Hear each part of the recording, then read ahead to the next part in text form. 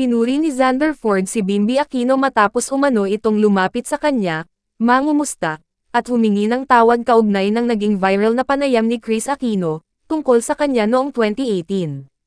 Ayon kay Xander, humanga siya sa kababang loob at paggalang ni Bimby, at sinabi pa niyang maayos itong pinalaki ng kanyang ina, dahil nakita niyang nakikisalamuha ito sa maraming tao sa likod ng programa.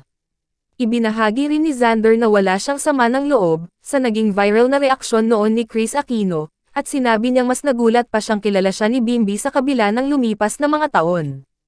Muling pinag-usapan ng mga netizen ang dating viral na interview, matapos lumabas ang video ng pagkikita ni Xander at Bimby, kung saan marami ang nagpuri sa pagiging magalang ng anak ni Kris Aquino.